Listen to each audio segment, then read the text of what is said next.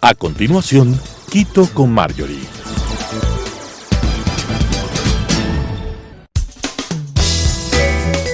Clasificación A. Apto para todo público.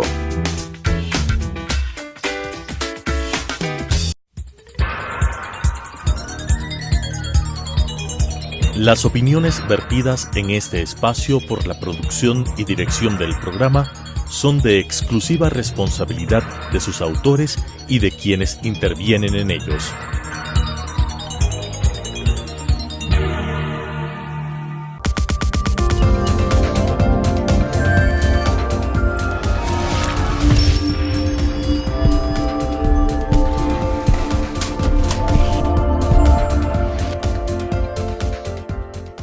Bienvenidos a este nuevo espacio de Quito con Marjorie. El día de hoy tenemos de invitada a María Laura Patiño. María Laura es catedrática de mercados, analista de riesgo y transparencia y responsabilidad fiscal, entre muchas otras experiencias que nos puede igual contar a ella sobre su trayectoria. Mi interés de conversar el día de hoy con nuestra invitada es poder hablar sobre la deuda soberana y sobre el financiamiento público. Al finalizar este año, necesitamos entender cómo han afectado las decisiones que ha tomado el Ejecutivo y que ha aprobado el Legislativo, y cuáles son los desafíos que va a tener el Ecuador respecto a financiamiento público y deuda soberana para el 2020. Muchísimas gracias, María Laura, por acompañarme en este día. Y gracias por acompañarme. Muchas gracias, Marjorie, por la invitación. Será un placer. María Laura, todos pensamos que eres economista, pero en realidad es que eres abogada, eres doctora en Derecho, pero tu trayectoria nos ha llevado a todos a pensar que eres economista y de las más reconocidas sin duda de nuestro país. Cuéntame, ¿por qué te hemos cambiado de profesión? Bueno, mi experiencia parte en el Banco Central del Ecuador, en la época dorada del Banco Central, de la que me siento muy orgullosa. He tenido compañeros que son figuras importantes en el área económica, con los que participamos activamente en análisis político, económico en general. Cuando hablamos de época dorada del Banco Central del Ecuador, ¿de qué época estamos hablando? Yo creo que hablamos antes de la dolarización. O sea, hay mucha gente que cuestiona lo que sucedió. Los 80, los 90. 90. Yo entré al Banco Central en el 87, salí en el año 2002. Entonces pasé toda la época de la renegociación de la deuda, por un lado, en el 94, en la cual yo era una abogada que participó con el equipo. Creo que tuve el privilegio de ser una pupila de los abogados internacionales, alguien como Lee Buchheit, que fue abogado de la República por muchísimos años, que es una figura en deuda soberana a nivel internacional. Yo lo considero un tutor. Y también me tocó participar directa y activamente en la crisis financiera. Y fui la abogada que intervino como representante del Banco Central en la toma de control primero del Banco Continental en el 96, luego participé incluso como vicepresidenta legal del banco en el periodo en que Mauricio Yepes, exministro de Finanzas, era presidente ejecutivo, y luego nos regresaron al Banco Central de alguna manera el equipo especialista en regulación financiera durante el periodo de la crisis, y participé en muchísimas de las intervenciones bancarias, ¿no? ¿Cuál es su visión o su opinión respecto al Banco Central en la actualidad? Yo creo que es una institución muy relevante desde la perspectiva de estabilidad del sistema de pagos. Cuando se habla de riesgo sistémico a nivel internacional, se habla de la necesidad que haya un ente, una institución que vele porque todos los elementos de la institucionalidad financiera y monetaria básicamente empaten apropiadamente para evitar que haya desfases de liquidez especialmente, o eventualmente insolvencia de instituciones financieras que pudieran crear un rompimiento del sistema de pagos. Creo que esta visión, de alguna manera, aunque yo participé dentro del Banco Central y yo fui incluso una de las que respaldó la dolarización como una herramienta que reconocía nuestra incapacidad como país de construir una institucionalidad sólida para controlar política monetaria de manera que la injerencia política o de grupos de interés no generara problemas tan serios como los que hubo durante la crisis. Sí creo que el Banco Central, aunque no sea un emisor, es una institución muy relevante desde la perspectiva de construir ese tipo de tercero fiable que vele por la estabilidad del sistema financiero y de una u otra manera también por la estabilidad fiscal en un escenario donde sin moneda propia. El Estado tiene que ser sumamente responsable en el uso de los recursos públicos, justamente para no llegar a un punto como el que hemos visto estos últimos meses, donde ha habido tanta angustia desde la perspectiva fiscal. Por supuesto, pero hace pocos años, porque esto no ocurría antes, el Banco Central sí puede prestar al Ministerio de Finanzas. No, ese es uno de los temas críticos. La prohibición de créditos del Banco Central al Estado ecuatoriano viene de la Ley de Régimen Monetario en el año 1992. Y esa norma estuvo vigente hasta septiembre del 2014. Podríamos decir que unos meses antes, ya con una reforma legal en tiempos de Correa, ya se empezó a relajar la norma que prohibía absolutamente los créditos. Y tiene todo el sentido del mundo. Dejó de tener la rigidez que tenía en el pasado. No, más que dejó de tener la rigidez, la eliminaron. O sea, para mí, uno de los grandes problemas que nosotros vemos en este momento, con este hueco que se habla de las reservas de Banco Central, se origina fundamentalmente en el hecho de que se relajaron estas disposiciones que impedían que se usara los recursos del Banco Central para respaldar. No, esto es otra cosa. No tiene nada que ver con el seguro de depósitos ni el fondo de liquidez. Tiene que ver con las reservas depositadas en el Banco Central, que fundamentalmente ¿qué son? Son los depósitos de los bancos en el Banco Central, lo que se llama el encaje que queda en el Banco Central, más los depósitos de las instituciones financieras públicas. Entonces, cuando comienza la dolarización en el año 2000, había lo que se llamaba los 4 sistemas del balance.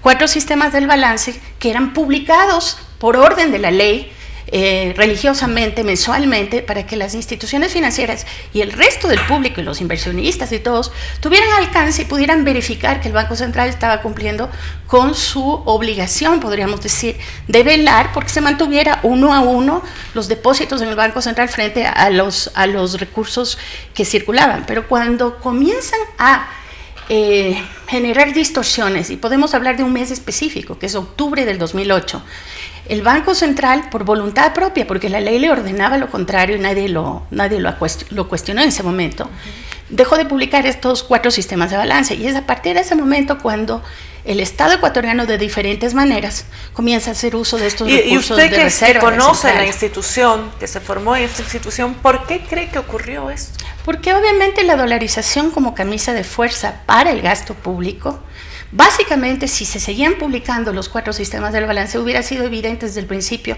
que el Estado no tenía la voluntad, podríamos decir, de respetarlos. Hubo algunos cambios legales. El más importante es el de septiembre del 2014. O sea, entre octubre del 2008 y septiembre del 2014 se produce una fase que yo llamo de opacidad en relación con información de política monetaria, porque la ley ordenaba la publicación de estos 4 sistemas de balance que se habían visto en el año 2000, cuando se instala la dolarización como el mejor mecanismo de darle esa transparencia a la información monetaria del central.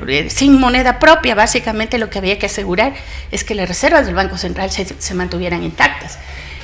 Para mí, cuando se eliminó la prohibición de crédito en septiembre de 2014, incluso escribí algunos editoriales, para mí en ese momento se comenzó a destruir básicamente la posibilidad de que esos recursos del Banco Central se mantuvieran intactos.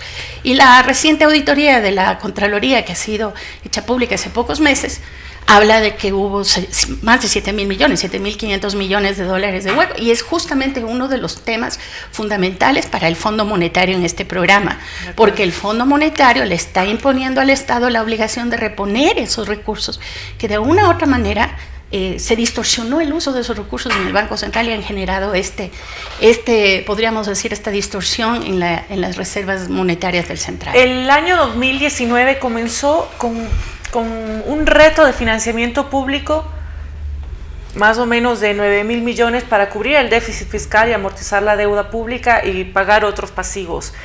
Esto fue el inicio del 2019. ¿Cómo vamos a iniciar el 2020? A ver, yo creo que antes de analizar lo que pasó en el 2019 hay que partir del momento en que comienzan a generarse estos desfases que van incrementándose a través del déficit fiscal, que es a partir del 2014, finales del 2014-2015, volvemos a la misma época. Claro, es el momento en que comienza a bajar el precio del petróleo. ¿Cómo se financia el Estado? El Estado se financia con ingresos fiscales, tributos y otros tipos de ingresos. Ahora se está hablando, por ejemplo, de la venta de activos públicos, le están llamando la monetización. Creo que hoy día mismo el ministro anunciaba que parte del financiamiento del próximo año va a depender de 2.000 millones que vendrían de monetización, en otras palabras, de una concesión o alguna manera como se hacen líquidos los activos, las empresas públicas, podríamos decir. Y también se financia con los ingresos petroleros. El Ecuador, durante el periodo de Correa, teóricamente no debía haber necesitado financiamiento, porque el nivel de precio de petróleo fue tan alto, fue mucho más alto incluso de los precios que se fijaban en los presupuestos anuales, que en teoría, un Estado que estaba recibiendo mucho más ingresos de los que incluso estaban considerados en los presupuestos, se entendería que no necesita financiarse, no necesita endeudarse para cubrir las diferencias, porque el financiamiento, ¿qué es? Es la diferencia entre los ingresos y los egresos. Entonces, si yo tengo más ingresos que los egresos que yo había programado en el presupuesto, teóricamente no debería de haber habido necesidad de financiamiento. Entonces, uno debe preguntarse, la primera pregunta, ¿por qué antes de 2014, que es cuando comienzan a bajar los precios de petróleo, por qué antes del 2014 se empezó ya el Ecuador a endeudar de la manera que lo hizo? Ya vamos a hablar un poco del tema de las moratorias y todo lo demás, pero la pregunta que uno debe hacerse es ¿qué era lo que necesitaba Ecuador de financiamiento adicional si tenía tantos ingresos? A partir del 2014 uno puede empezar a entender el problema que se dio, porque resulta que durante el periodo anterior hicieron crecer tanto el presupuesto que cuando comienza a caer el precio del petróleo no había suficiente para cubrir todos los gastos que ya se habían comprometido, tanto tipo operativo, administrativo, como de inversión. Entonces uno podría entender a partir de 2014 la necesidad de financiarse. Sin embargo, el problema de financiamiento público comienza antes. La diferencia es que en el periodo anterior, entre el 2008 que estamos hablando y el 2014, lo que se hizo es financiarse a través de financiamiento chino, fundamentalmente financiamiento chino. A partir del 2014, Ecuador, pese a las dudas que existía, sacó un bono en junio del 2014, que es el bono con el cual regresó sorpresivamente al mercado y comenzó a hacer esta serie de emisiones de bonos y nuevas operaciones podríamos hablar de colateralizadas con petróleo, estas con PTT Tailandia y otras similares, que no son tampoco muy ortodoxas, pero fue reduciendo poco a poco su financiamiento de China. Entonces la pregunta que uno debe hacerse al llegar al 2019 es muy bien, si tenemos una deuda tan desordenada en el periodo anterior, ¿cómo nos garantizamos que esta nueva deuda que tiene que asumirse en esta nueva época, que podríamos decir, luego de que se firmó el acuerdo con el Fondo Monetario en marzo del 2019, cómo nos garantizamos que la deuda anterior, que está tan desordenada, que es tan opaca, de la cual ni siquiera hay suficiente información, sea apropiadamente manejada hacia el 2020 y hacia el 2021? Entonces, el primer problema que había es que ya en este año, y especialmente porque hay un vencimiento de bono en febrero-marzo del 2020, hay un vencimiento de bono. Parte de ese bono era una de las preocupaciones que ya se generaba, cómo se iba a cubrir todas estas necesidades de cubrir estos compromisos que tenía la caja fiscal sin volver a una moratoria de deuda, que hubiera sido muy grave para el país. Y de alguna manera lo que hemos visto en estos últimos meses, y después hablamos de este último periodo, de octubre a diciembre, que es un periodo absolutamente volátil, podríamos decir, lo que se vio es básicamente un esfuerzo por un lado, cumplir los compromisos y las metas que se habían acordado en el programa con el fondo, para básicamente asegurar los desembolsos durante este año. Y por otro lado, un esfuerzo, de alguna manera, de financiar los desfases que había desde principios del 2019. El resultado de este esfuerzo, ¿cumplió los límites técnicos que exigía? Yo creo que han comenzado a hacer reducción de gasto, pero no necesariamente el gasto que uno esperaría, que sería el operativo y el administrativo. Eso tiene otro tipo de impactos, obviamente, incluso en un escenario político de tanta crispación. Es sumamente difícil decir, vea señor, usted tiene que sacar a tal número de empleados públicos. Además, uno no puede reducir educación, salud, no se puede reducir. María Laura, y de octubre a la actualidad nos han puesto a los ecuatorianos a tener clases intensivas de economía, ¿no? A entender con una propuesta, luego la otra. Finalmente se aprobó hace pocos días en la Asamblea Nacional la nueva ley, en donde, pues a pesar de facciones que no estaban de acuerdo, tuvo más de 87 votos y pasó. Hay muchos detractores respecto de lo que incluye esta ley, incluida la emisión de bonos sin respaldo por un 3% del PIB, y entre otros. ¿Cuál es su posición frente a estas nuevas políticas tomadas? A ver, yo voy a ser clara en esto, y lo hemos estado conversando en algunos círculos. Esa ley no es lo ideal, no me gusta, pero yo creo que en el escenario que estamos viviendo, peor es nada. O sea, lo peor que le podía pasar en este momento al Ecuador es que no saliera esa ley. Porque ¿qué es lo que abre esa ley? Lo que abre esa ley es primero un desembolso de alrededor de 500 millones que viene antes de finales de año con la aprobación del programa del fondo, que se da por sentado que va a ser aprobado, sobre todo porque el programa, las metas que estuvieron fijadas hasta octubre, que debían haber sido aprobadas en octubre cuando vino todo el desbarajuste, esas metas fueron incluso revisadas y renegociadas. Es un tema muy importante. Desde esa perspectiva hay que entender que finalmente en la negociación, una negociación posterior a la inicial con el fondo tuvo la flexibilidad que se debía haber esperado justamente, y unas autoridades que de alguna manera hicieron lo que les correspondía, de cambiar de alguna manera algunos de los aspectos que estaban considerados en las metas iniciales. Uh-huh. Eso es muy positivo. Entonces, lo que ha anunciado el ministro es, y es lógico, es que ahora, en las próximas 2 semanas, entiendo, el fondo debe aprobar tanto la segunda revisión, que era la de octubre, como la tercera, que es la de diciembre, y eso le garantiza al Ecuador el desembolso de esos 500 millones. Hay que sumar a esos 500 millones otros recursos vinculados a programas de organismos multilaterales que dependen también de la aprobación del programa con el fondo. Tienen unas líneas de crédito para proyectos de inversión que en este momento, dada la incapacidad del Estado para cubrir mucho de su gasto de inversión, que es donde se ha reducido fundamentalmente el gasto público, depende mucho de que esos programas que están programados se lleven a cabo.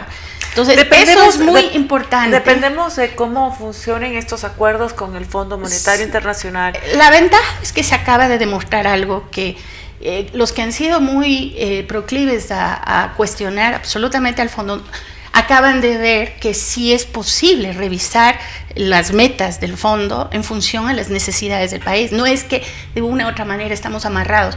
Todo depende finalmente de una buena negociación de parte de las autoridades públicas. O sea, viene de la responsabilidad con que se maneje fiscalmente el gasto público, la inversión pública, la contratación de la deuda misma. Estamos hablando de las reservas monetarias, pero también viene de la posición clara y firme que deben tener las autoridades frente a un organismo internacional que no es como en el pasado se asumía, alguien que viene e impone condiciones, sino es alguien que de una u otra manera es el prestamista de última instancia que le queda a un país como el Ecuador, que está en una situación crítica, afectada a sus propias reservas, con una dolarización que le obliga a generar ingresos de cualquier manera para mantener funcionando la economía, y que además de una u otra manera tiene que asegurarse que ese gasto público se haga de manera responsable y eficiente. Esta opción crítica, como la acaba de mencionar, ¿es efectivamente era la última opción? ¿Qué otras opciones tenía el Estado?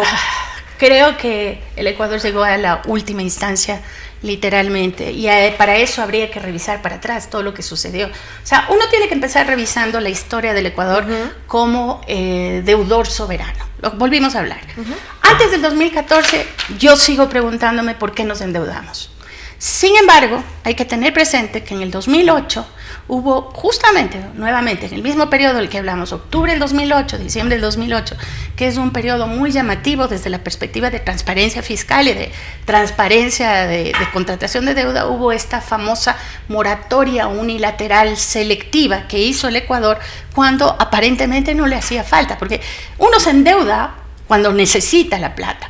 Uno cae en mora, que es una forma de decir, no tengo plata para pagarte, estoy en quiebra. Los estados no quiebran, pero en la práctica, la moratoria, cuando uno cae en mora, básicamente es una declaración, yo estoy en quiebra, pero el Ecuador no estaba en quiebra en el momento que declaró esta moratoria unilateral. Además, no solo que fue una moratoria unilateral que no tenía una explicación razonable desde el punto de vista de esencia financiera, porque tenía recursos, sino que fue una moratoria opaca. el mercado la vio muy mal porque le dio un tratamiento diferenciado.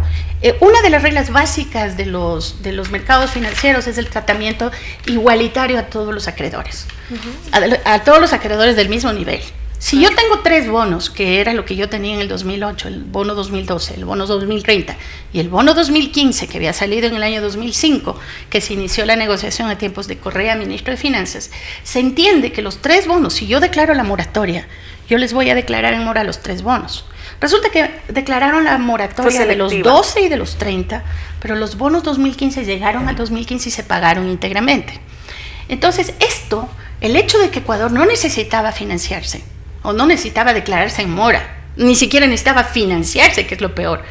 Y también el hecho de que se trató diferenciadamente a los acreedores, obviamente le generó al Ecuador una posición, hasta podríamos decir, de alguna manera de paria en los mercados financieros internacionales.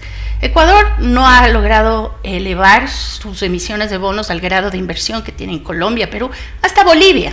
Bolivia es una de las estrellas durante los últimos 15 años, podemos decir, por la manera en que se ha manejado no solo el manejo fiscal, la responsabilidad fiscal, el tema de deuda. Entonces, no ese es el caso. Ecuador está en el grupo como Argentina o como Venezuela, donde las historias de moratorias nos convierten en sujetos no muy apreciados para comprar deuda, o sea, para comprarle deuda o para financiarle, ¿no? Y María Laura, ¿cuáles son entonces, con todo este panorama, entiendo que los efectos que vamos a tener respecto a las políticas tomadas no necesariamente van a ser los deseados? A ver, entonces, yo creo... ¿cuáles deberían ser nuestras expectativas para el 2020? Yo creo que en este momento, con esta ley, se consiguieron los 500 millones de desembolso más los otros créditos atados al programa del fondo. Los famosos, el 3% del PIB de esta posibilidad de financiar implica, en otras palabras, que se está dando al Estado un espacio para que haya otro financiamiento, dado que no hay posibilidad de conseguir financiamiento regular. En este momento la emisión de bonos no sería apropiada con un riesgo país que está alrededor de los 1.000 puntos, está en 916 de esta mañana. Sin embargo, sí se les está pidiendo a los proveedores del Estado, a aquellas personas a las que el Estado les debe por los bienes y servicios productos y servicios que le han prestado, se le está pidiendo que acepte estos bonos. En otras palabras, el nuevo financista del Estado son los proveedores del Estado. Entonces se le ha abierto una puerta y está muy bien que haya un límite, que es ese 3% del PIB, para que el Estado más o menos financie, asumamos que el PIB está alrededor de 100.000 millones, que financie alrededor de 3.000 millones con estos bonos que se entregaría a proveedores del Estado. En otras palabras, son 3.000 millones de financiamiento adicional que debe considerarse para el siguiente periodo, para el 2020. Entonces, tenemos los 500 millones pendientes que probablemente van a cerrar el año, más lo que se va a desembolsar de organismos multilaterales, más los 3.000 millones que están asegurados, más estos 2.000 millones de monetización de activos de los que está hablando el ministro. En otras palabras, estamos hablando que el Estado tendría alrededor de 6.000-7.000 millones de financiamiento asegurado para el próximo año. Es decir, sí contamos con, no muchas, pero con algunas certezas. Eso es lo que hay de certezas. El problema no va desde el lado de cómo financio el próximo año, sino primero hay una diferencia todavía que van a tener que financiar, que de una u otra manera lo van a poder hacer. ¿Y cómo es crees que la otra forma que se pueda hacer? La otra forma de financiar es reducir el gasto. Entonces ahí viene el problema. Si se sigue reduciendo gasto de inversión, si no es por la burocracia, si no es por los subsidios, es por el exceso de inversión en deuda. Es que ese es el tema. La inversión no necesariamente es mala. O sea, endeudarse para invertir es lo que debería, además constitucionalmente, el Ecuador solo puede endeudarse para invertir. Eso es lo que dice la Constitución. Es una regla que no la han respetado y que tampoco se le ha puesto mucho, porque siempre se habla de que el dinero es fungible. Entonces, una vez que llegó la deuda a la caja fiscal, claro, especialmente no están marcados los billetes, por decirlo secularmente. Claro, y sobre todo estos créditos que se les llaman de libre disponibilidad, el mismo crédito del fondo, los créditos que vienen de los organismos, se les llaman créditos de libre disponibilidad. Teóricamente, bajo las reglas constitucionales vigentes, esa deuda solo podría invertirse en gasto de inversión. no debería usarse en gasto corriente. Se entiende, una política fiscal sana debería tener ingresos corrientes para gasto corriente. De acuerdo, claro. Ingresos de lo deuda dice, además, para gasto de inversión. Y además eso es una cosa de esencia económica básica. Pero en un escenario crítico, el dinero es fungible. Ahí hablo como abogada. El dinero es fungible. O sea, no puedo yo decir esta plata que entró por aquí y se usa para esto. Entonces, ese ha sido un juego de alguna manera. Sin embargo, mi problema de fondo es, ¿qué nos garantiza que en el 2020 el proceso de recesión, que es cada vez más evidente, y sobre todo el impacto en empleo, la reducción de empleo es evidente, la angustia de la gente es porque no consigue trabajo, el nivel yo no voy a discutir cifras de empleo este rato, pero el empleo inadecuado es demasiado alto. Y más en nuestra ciudad. Claro, ¿qué garantiza que en un escenario de recesión como el que se percibe en este momento y no se ve a futuro un cambio sustancial? ¿Qué nos garantiza que eso va a generar o que va a volver a hacer funcionar el motor de la economía? Muchísimas gracias, María Laura. Estamos ya con el tiempo. Esto, bueno, es un tema apasionante que sin duda tenemos que seguir conversando, y desde ya pues la invito a que me acompañe nuevamente. Gracias, Marjorie. Un mensaje final que quiera dejar a la ciudadanía.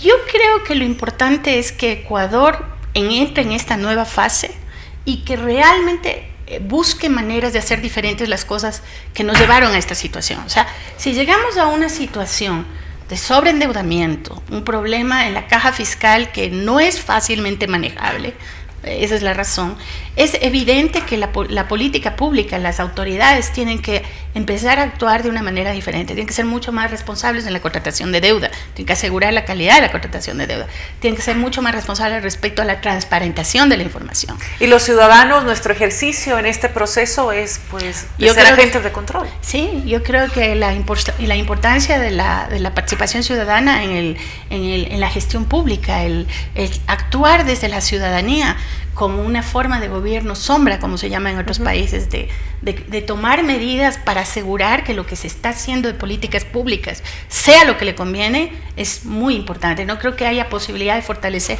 las instituciones del Estado sin ese tipo de actitud. Muchísimas gracias a nuestra invitada. Nos ha acompañado María Laura Patiño.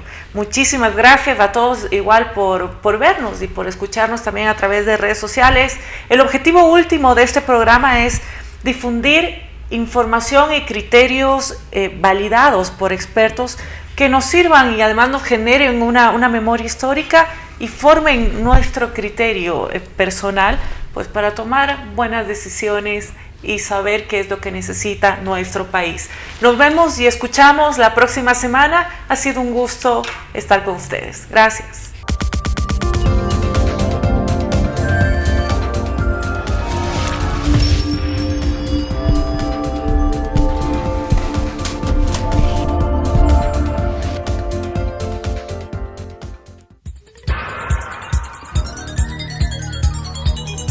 Las opiniones vertidas en este espacio por la producción y dirección del programa son de exclusiva responsabilidad de sus autores y de quienes intervienen en ellos.